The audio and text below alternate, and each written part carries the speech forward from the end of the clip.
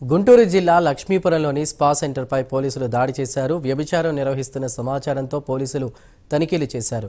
పలువురు అమ్మాయిలు, అబ్బాయిలను పోలీసులు అదుపులోకి తీసుకున్నారు. గుంటూరులోని 15 స్పాలపై పోలీసులు దాడులు చేశారు. ఇక తురా స్పాలో వ్యభిచారం జరుగుతున్నట్లు కూడా పోలీసులు గుర్తించారు. ఇక స్పా సెంటర్పై పోలీసులు దాడి చేసినట్టు తెలుస్తోంది. గుంటూరులో పూర్తి సమాచారాన్ని మా ప్రతినిధి రవికృష్ణ అందిస్తారు. రవికృష్ణ,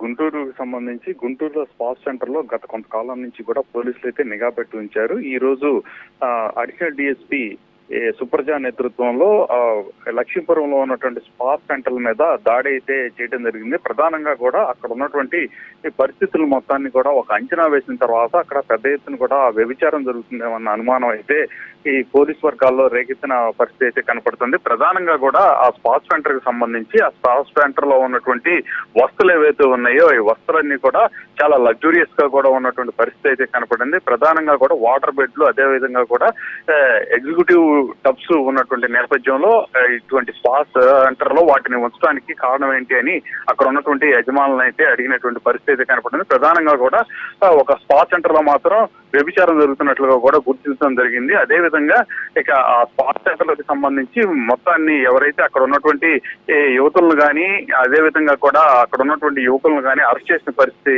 అయితే కనపడింది. వాళ్ళందరినీ ప్రస్తుతం అయితే విచారిస్తున్నట్లుగా కూడా తెలుస్తుంది. Right Ramakrishna, thank you.